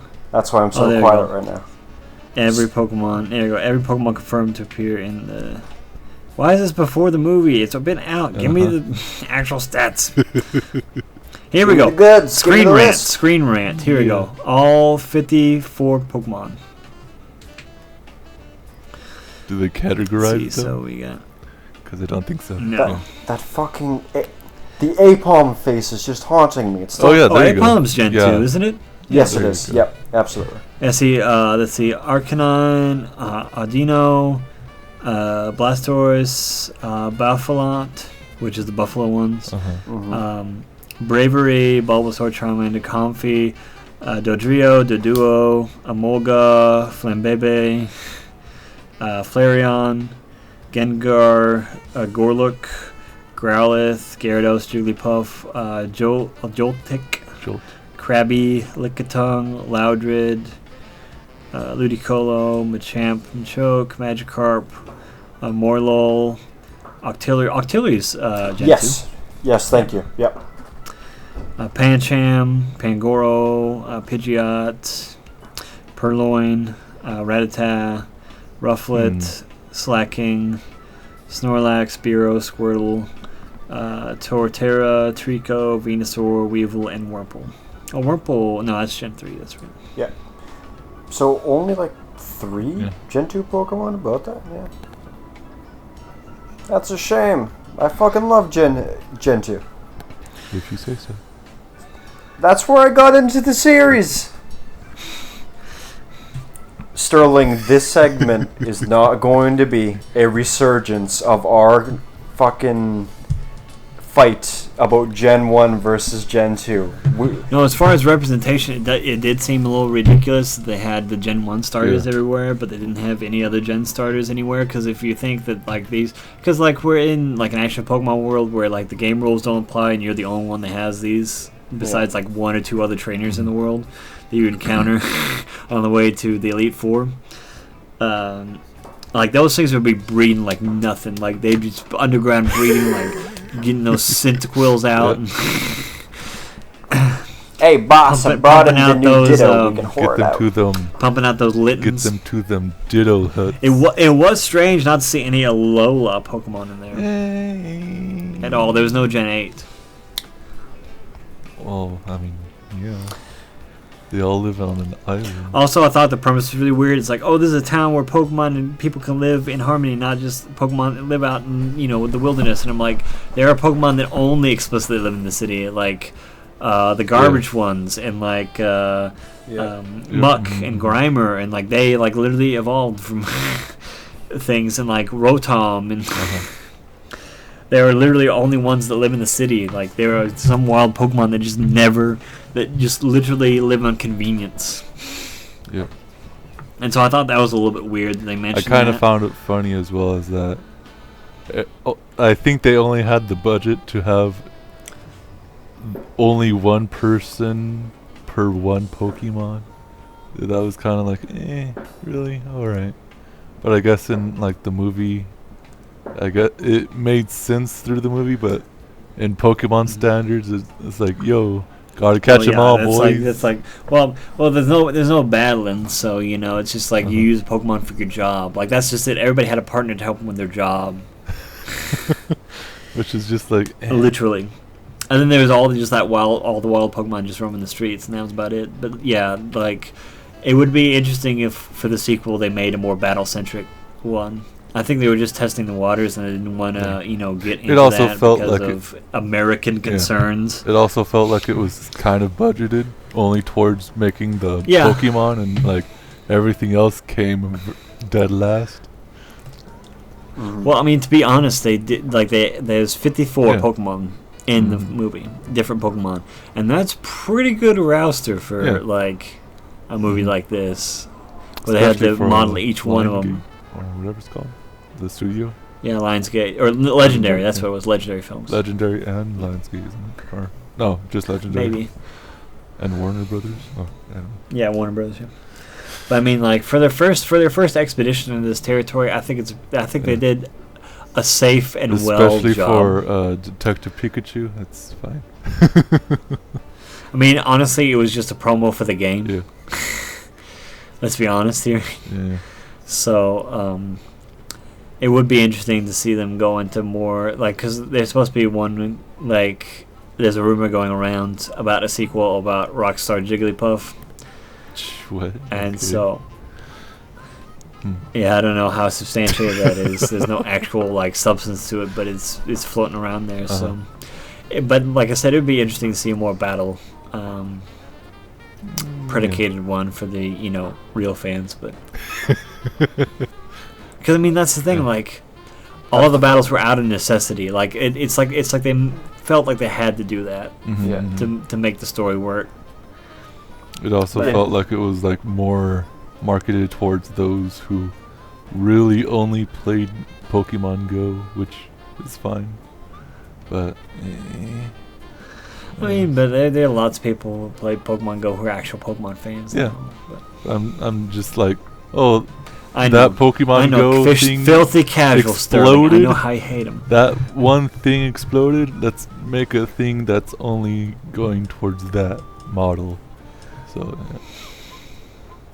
like, it makes sense marketing wise, but Well, I did. the movie's doing. I did find a little like I think I found like one or two instances where they homaged Coliseum and XD Shadows of Gale or Gale of Shadows, whichever. Yeah, Shadows of the Colossus. Yeah. Yeah. That's the one. In which I think that the poisonous cloud, or whatever you want to call it, is kind of imitating that, in which is the virus or what have you in those games that makes the Pokemon turn all bad and Evil, ugly yeah. and evil. Two-eyed Yeah. shadow Pokemon, yeah. Which is cool, but yeah, that's really all I got out of it. Yeah, it was really weird to have the R on there look like Team Rocket, but Yeah, not have Team Rocket. exactly. Yeah, I was just felt like that. a bit of a cock tease, yeah. I know, it really, like, I was like, oh man, Team Rocket's in this? I left out of the trailer. Jesse Oh man, James, like, oh boy. Jesse James, the famous outlaw Pokemon wrangler. Yeah. They came back from time. Okay, guys, we did so well in this first Pokemon movie. Here's something for you, okay? It's called The 7 Pokemon, okay? And I know what you're thinking. We just released a Magnificent 7 movie 3 years ago, but we could do it again, this time with Pokemans. Yeah. Let's get it done. Before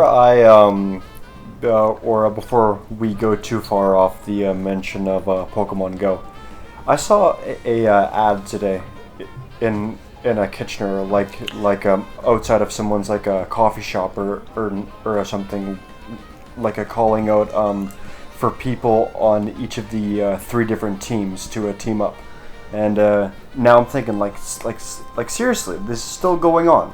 Yeah. Oh, Like yeah. at least to enough of a degree where like 1 or 2 people around a city will be like, Didn't they? yeah, we can still push Pokemon Go. And I think that's wild as fuck. Yeah. Didn't they just introduce like trading mechanics or something like that, or like I some believe kind it. Yeah. of battle mechanics? Still seems crazy, but I bet that they have at least done that. Like it's Which also part of the coincides foundation with of what a I Pokemon. was going on about with Pokemon Go, why there's no actual battles in Detective Pikachu, cause cough cough. Yeah, Pokemon Go doesn't really have that. not so Yeah. much anyways. That's got the gym. It's fine, I guess. I mean, I'm still part of one of the largest Pokemon Go group pages. I'm a moderator on the Team Instinct Tulsa page, and we've got like 763 members, and they still do events and stuff like that. Like, it's still pretty well alive in some places. Yeah. The group's pretty active then. Yes. Yeah, oh yeah, they do events and stuff like that, and all I do is weed out the people, and every once in a while I show up to events. Uh-huh. Hey, there you go. I haven't played in like 2 years. Hmm. It's ridiculous. I haven't played in 2 years, and still my level is better than some of the people who've been playing longer Uh-huh. and still are playing. Like, I still have higher CP Pokemon. Like, it's kind of ridiculous. Because like the scaling is still the same, and so like I poured so much time and effort into those stuff that some of them still can't be beat. Mhm. So it's a little ridiculous, but As no, long I as just you had had to, fun with it. yeah, no, I just don't have time for it. But there's plenty of people who are like, you know, in high school and stuff like that who are still pretty active in it. Gotcha. Yeah. I mean, because it's a free game, and all I have to do is walk around. Like, course. what else are you doing in high school? Like, Yeah. you literally walk down the halls catching Pokemon. Like, but That's life. no, yeah, it'll be interesting to see what next Pokemon. They're obviously going to make another one. This one already. Yeah. Well, let's see. What's the current box office figures on it? I'm gonna say 100,000. 100 million. 10 million. Yeah. Probably a 100 million. 1.5 at least. million. I would go as far as saying like 300 million. Let's see here. So 2 days ago was the last update. Give me those numbers. Forbes, why you gotta be such garbage? 2 days ago. Oh, tops 200 million 200 worldwide. million. Is Sorry about the fireworks in the background. Mm-hmm. Folks are getting rowdy because it's a Victoria Day. let's see, sold at 7.2 million in China.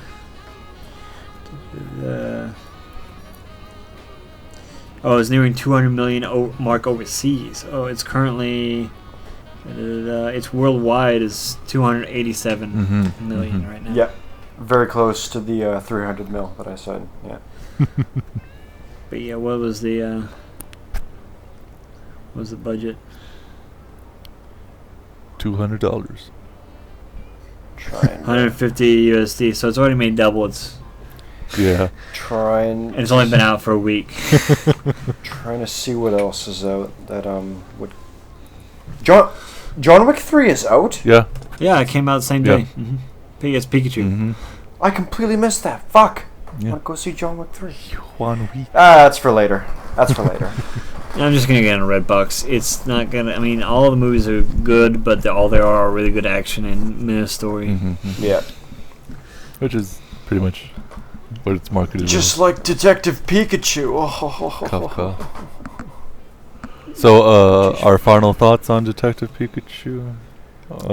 It was. Oh, it's good. It's a good first foot into like the American live action film market. Obviously, it's going to do better than Sonic, so that's already going in its favor. Debatable, but okay. No, I'd say that. I'd say that's pretty set, Sterling. Come on. Yeah. Okay, so let's wrap this up, and we'll talk a little bit about our predictions on Sonic just for a little bit. But yeah, no, I give it like a 6 out of 10. It was enjoyable. It was fun. I would give it a. I also want to say 6, but part of me wants to say 5.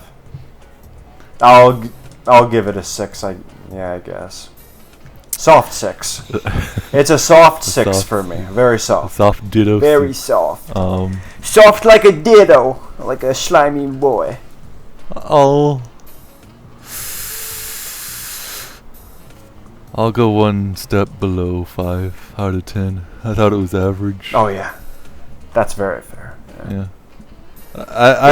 It looks pretty, and that's it. Yeah, it was fine. Pretty. The story didn't really go anywhere much at all. No, it it's was nothing. just like it's completely nothing. it was very predictable. Also, who in their right mind thinks that Justice Smith it looks anything like Ryan Reynolds? Their voices don't even like. Hey man, we're talking about know it wasn't Pokemon adopted. genes, my boy. We know he wasn't adopted. Talking about Pokemon, the genes. You don't know what Ryan Reynolds went through. Could have went through this like at a different time. You never know. He had a complete facial reconstructive surgery because of the attack. Who knows? Yep. Maybe his previous life with whatchamacallit? A Machoke who was a shiny Pokemon, Never know. You never know. How come Jinx didn't show up? How many people would have been upset if Jinx had showed up? I want my Jinx, damn it. Bring her into the movie. It's fine. Don't worry about it. Yeah. I remember that Pokemon. That's I was surprised that black-faced Mew Pokemon. didn't even get any kind of thing. Yeah. Cause Got a Mewtwo picture in the was newspaper. That's about it. Well, that's the thing though, is that like it was interesting because it tied into the first movie. Yeah. The first Pokemon movie, because it's like, oh, this happened 20 years ago. Mewtwo was created. Uh-huh. I thought I thought that was really neat that they tied it into the other films instead of just saying, "Oh no, we created Mewtwo." Yeah. Like, but that also makes it weirder that Team Rocket wasn't in the movie. Yeah. I don't know. Hopefully, we can get better, more anime-like shenanigans in the future. I agree. Not totally, not like actually Ash and Misty and stuff like that, because I think that would just cringe a little bit too hard. That would be a Oh yeah, there's a lot of excessive, like stuff going about this little actress that was in this movie. How did you all think about her performance? I thought she did a pretty good job. What's her name again? I'm blanking on her name here. Yeah, give me 1 second here. Thank you. That chick from Pokemon. Google, search it for me. Catherine Newton. Thank you. Completely did not or have not heard that name before now, so very new to me. Mm-hmm. Well, she's been a television star so far. Oh, okay. And she was also in Paranormal Activity 4. Well, that makes sense. So this was practically her big break then, yeah. Well, she's 22 years old, and she's been an actress since 2002. Yeah. So she's been on TV quite a bit. Okay, that's fair. So there's no Let's excuse. see. Oh, she was also in Bad Teacher, Paranormal Activity 4. Something stupid. Yeah, okay, yeah, that's about it. Gotcha. Mm-hmm. Okay. But yeah, television. She was on Mad Men. She was on Supernatural, Big Little Lies, Little Women, The Society. All nothing too huge, but all shows you've heard about at least once or twice. Yeah. So nothing bigger than this movie then, basically. I mean, how much did Paranormal Activity make? I remember seeing that one in theaters. Yeah, but four specifically was, like, we're all kind of checked out by that point. Man, it took $11,000 to make Paranormal Activity. Jeez. Oh, they pull in so much cash because of how cheap it is. Yeah. Well, it's the first one, not the ones after that. Yeah. Let's see. Like what kind of setup did you really need to record the first movie? When you think about it. Choose a camera. Minimal tech. Yeah. Mm-hmm. It just Well, budget of $5 million. And a box off 142.8. Wow, that's Yep. Jeez. Yeah, so it only made like what 14 times. Yeah, only. It just Chump multiplies money. Horror movies are a very safe option, honestly. Uh-huh. Well, that kind of one was, but the found footage one. But as long as it's good, as long as it spooks people, they have to be good. You just gotta give them the spookies. They gotta feel the spooks down the chillies. I gotta give him one of those. Mm-hmm. Oh, jeez. You gotta feel them spooks in your jellies. But that was all right. That's fine. So Sonic the Hedgehog. Sonic the Hedgehog. Yes. I hear he runs at a outrageous velocity, and he loves them chili dogs. I heard that he's a baby murderer. I hear that he has a horrible, shitty attitude, and people like him more than they reasonably should. And he has blue arms. Because he's kind of a dick. I heard that he's kind of the worst guy. Because the guy who's playing him is the same guy who did John Ralphio in Parks and Rec. So now I just imagine John Ralphio running at the speed of sound.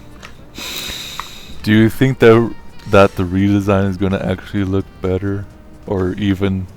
Well, it depends on how much. If it's just, we touched up his eyes, then it's technically going to look better, but it's hardly going to matter. His fur also doesn't look very good. I'm going to be honest. He has no butt. He's got no butt. He's got no ass. Where's the ass?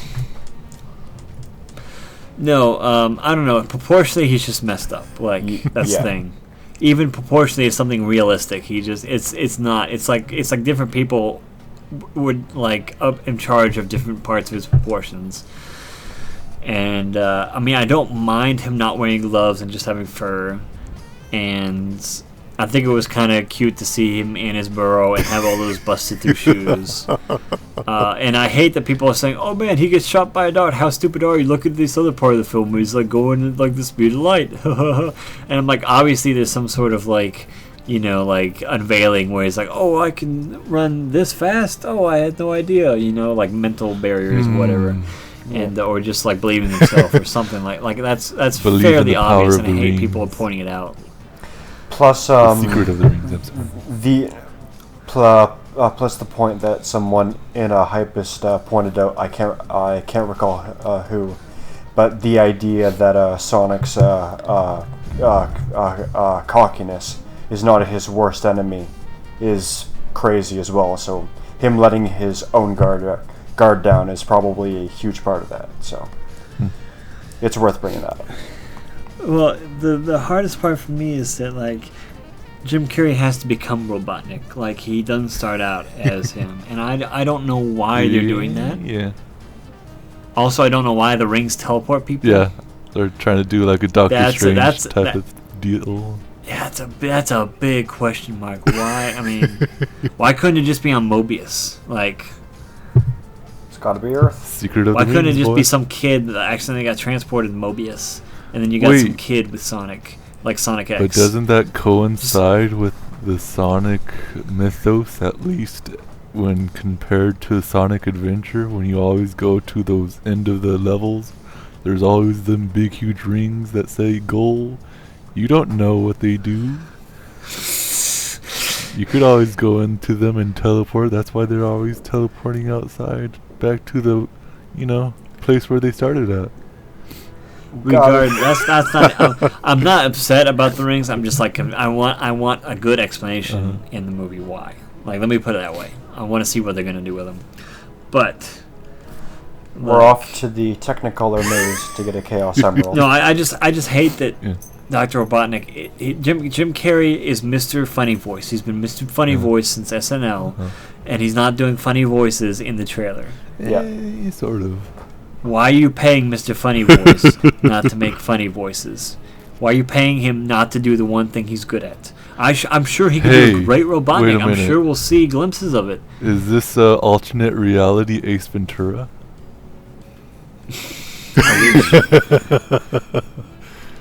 He's trying to.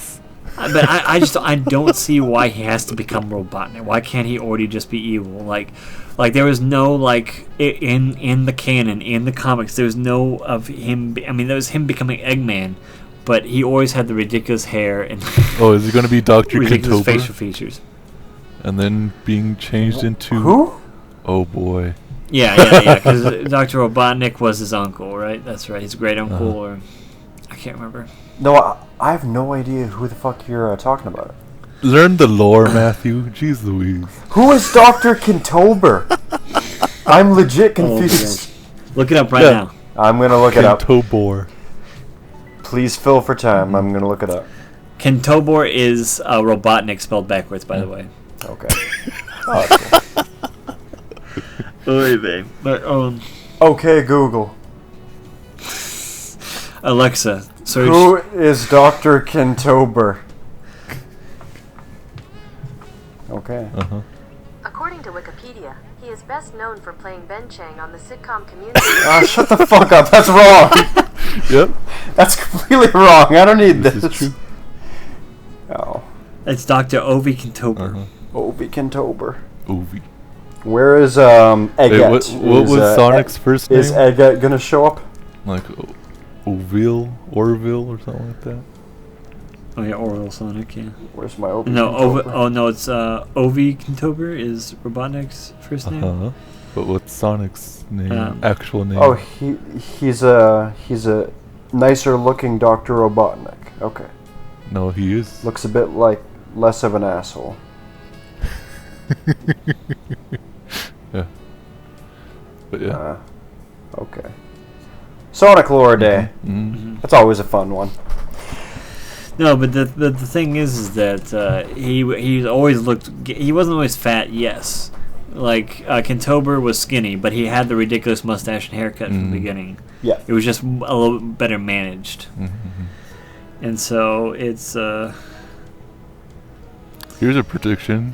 Well, his nickname is Bob Beaky. What? I don't remember that from Sonic. Like, Sonic the Hedgehog's nickname is Bob Beaky. Oh, I thought you said. Thought you meant that a Kentober's nickname was Bob Beaky. I'm saying that Why the creator of like the. Oh, it's an alias used in one of the comics where he dressed up like a penguin and he had a fake beak. But. Okay, I was like, what the heck? All right. Sonic's Josiah. actual name is like something weird. I'm looking it up right Like now. starts with an O or something. New idea.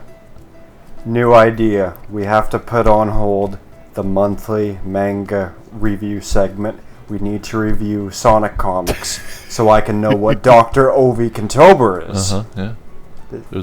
This is our plan now. Oh yeah, Sonic's first color was orange, by the way. But here's a prediction. Do you think that the Sonic movie will only have Sonic in it, or will it have other characters in it? I think it will just have Sonic in it. And Will it may have people will it at have the the end, tease but of like, oh, here's Tails. Uh-oh. Hold on to your britches. oh yeah, no, boy. it's no, Sonic the Hedgehog's real name is Yeah. Agaville Maurice Yep. the Hedgehog. Yes. Yep. Yep. Ogilvy, yeah. No wonder it doesn't get brought up too often. Great. Yeah, apparently Maurice the Hedgehog was the grandfather of Sonic, and then the father of Jules and Charles Hedgehog. And apparently his mother's name was changed from Jules to Bernadette in a later series. What the fuck? I don't get these names. Learn the lore, Dude, it's boy. Archie Comics. Ju- It's like, Jules and Charles. Alright, sure. I'm not gonna question it. Come It's on. fine. Whatever. actually, it's Charles and Bernadette now. Thank you. Charles and Bernadette. Learn the lore. I am learning the lore, actually. It's nice. But yeah, no. If they have an Agaville Maurice like freaking nugget in there, I'm gonna lose it. That's too obscure, man. That's way too obscure. They're never Is it, gonna. Yes. So I'm gonna petition now. I'm gonna get the gamers to rise up, and we're gonna petition that they put the Sonic Underground theme Oh, instead boy. of Gangsta's Uh-huh. Paradise No. for the trailer. Just for the trailer, not the movie, but just the trailer. Do you think that Sonic is from Mobius, or is he in this movie portrayed as an experiment gone wrong? No, he literally says that I've got to save your world. Well, In the Oh trailer. yeah, it's true. Yeah, I forgot hmm. about that. But So is he well, in see, this that's the American. Well, that's the thing. Mobius is only in the American comics, and because in the original one he's just from Earth and he has a human girlfriend, and Sally Acorn doesn't come until the animated series. Oh boy. And so, in that way, Sonic 06 was an actual revamping of the Sonic series outright. That's why there's people in it. Yeah. Because in the Japanese lore, he's actually from Earth. It's weird. But if you look past the actual gameplay, then there's I guess 06 has some lore there. Nothing Yeah, wrong of with course, that. There's lore everywhere. There's lore everywhere. How much do you guys want to bet that there's gonna be one Crush 40 song on this fucking soundtrack? nah, dude, if they can't even get if they can't even get the licenses they already have for freaking the entire Sonic R soundtrack, which would have been bopping and perfect. Oh yes, it would have. Yes. Absolutely. I mean, what's the point in even getting because that stuff was that stuff isn't even credited to the artist who sings it. That stuff's explicitly owned by Sega. Yeah. What if they're Live and learn. what man. if in the car Where's my he was live and learn? changing the channels, and then it's all of a sudden Crush 42 is oh oops, and then changes it again. Oops, sorry about that. Oh, that'd be nice. That'd be fun. Speaking about Crush 40, so with JoJo being JoJo recently, Pat literally thought that Crush, the stand, wasn't the Clash, but was Oh, Crush wow. 40,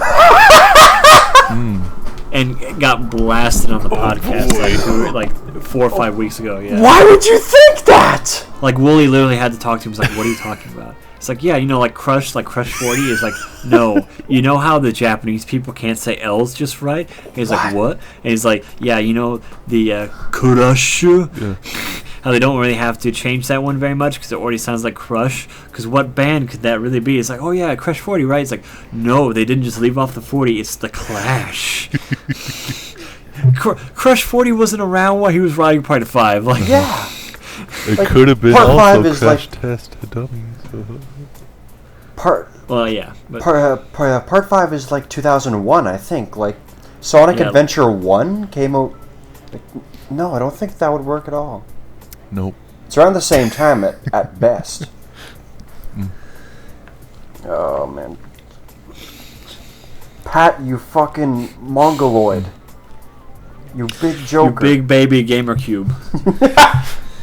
So how about we... Sonic Adventure 1 came out 3 years before the manga for Vento Audio started being created. But still, there's no fucking way. No, there's no way. Like, No, like, I'm still fully agreeing with you. There's still no fucking way, No, but I'm just Araki saying had that, the inspiration.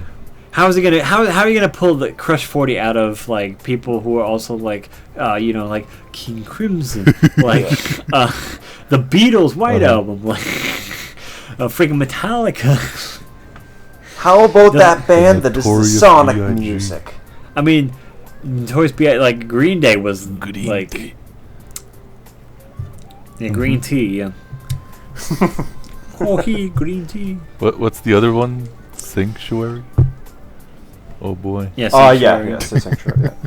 Sicko! My sanctuary. Tetsuya Nomura. So how about we wrap this man. little bow up, my boys? Any lasting stuff you want to talk about? Any... Well,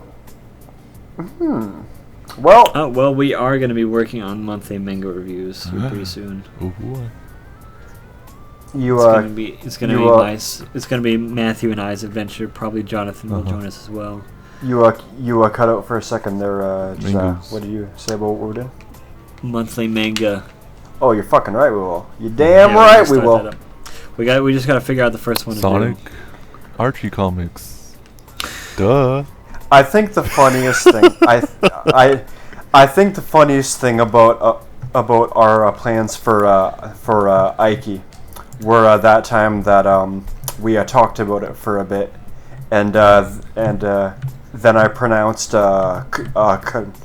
Karasumaru's name as Karis, and then you stopped talking to me about that series entirely. That was the funniest thing in the world. I'm gonna be honest with you. That was a good joke. Jokes.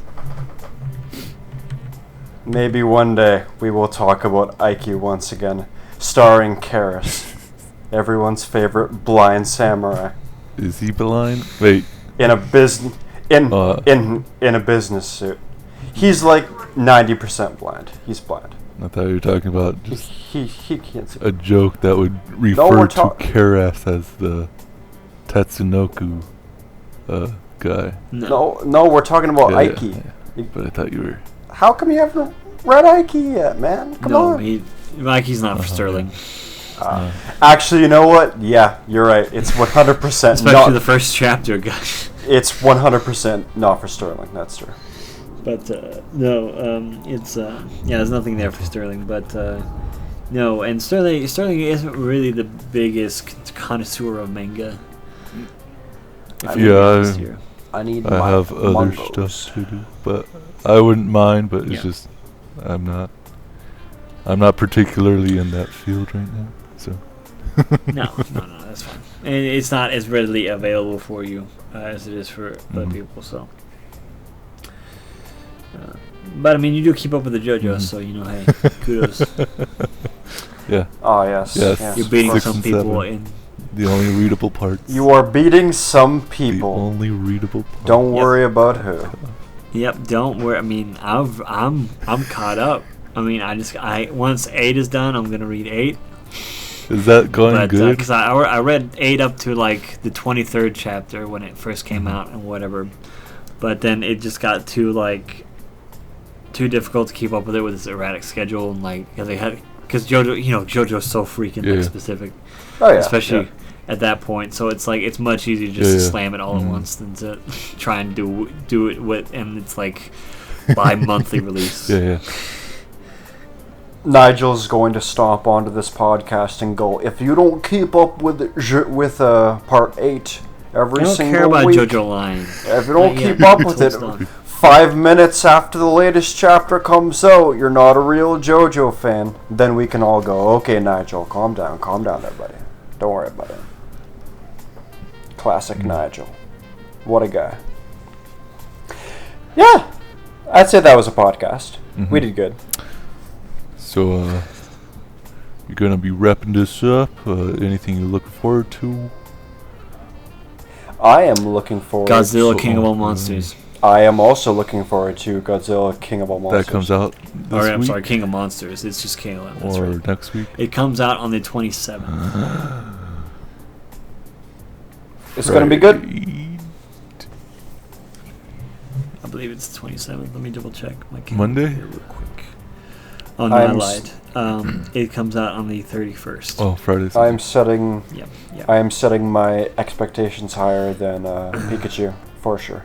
Was it in the newest trailer that I watched in front of Detective Pikachu? They said that there are 17 kaiju in this film. Yeah. 17, Are they counting that three-headed one as 3? King Ghidorah. So we got King Ghidorah real quick. Just a little spin-off here before we close. King Ghidorah, Mothra.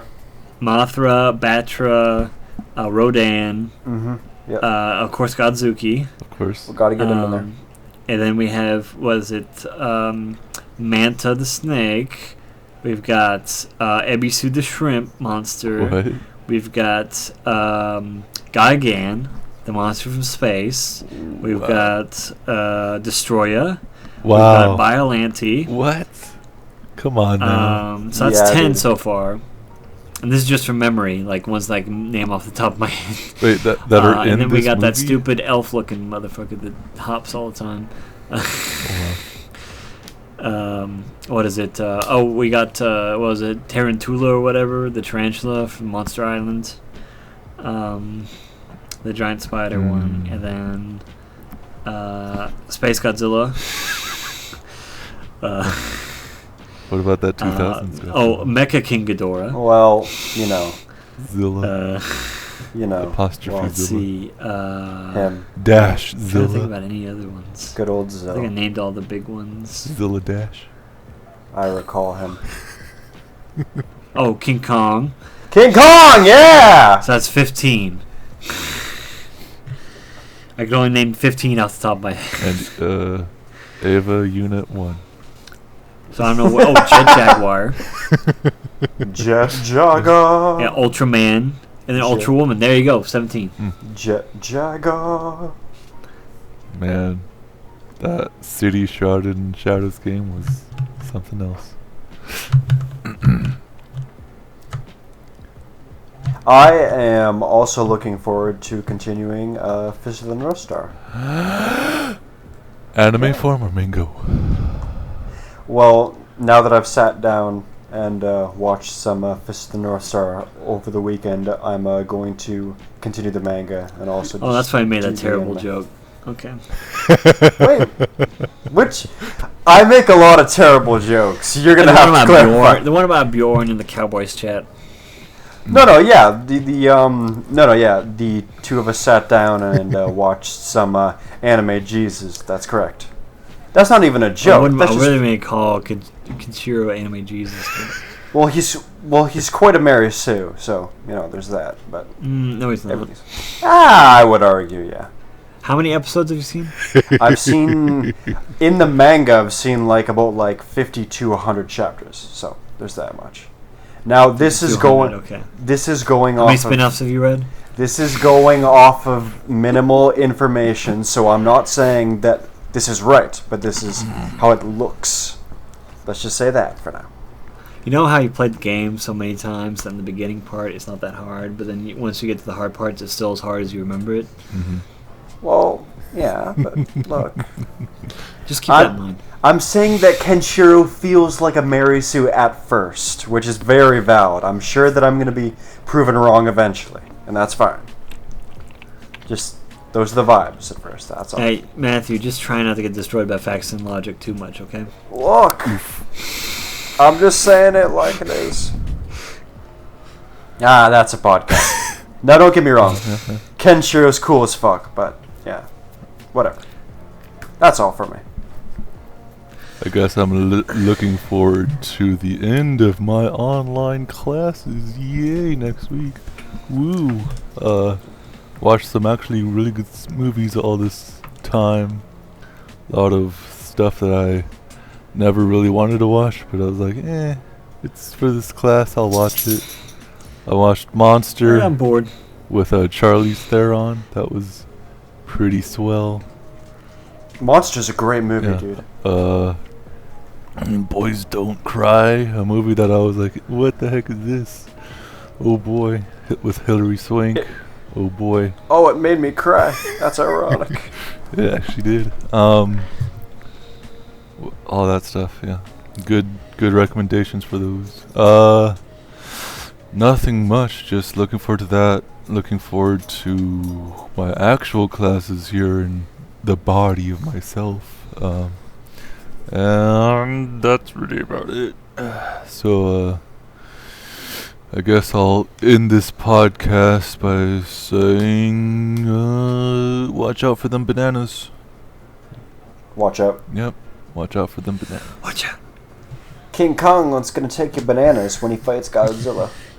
Alrighty, boys. The old banana slam. Bye-bye. Boy. Take care, everyone. I love you.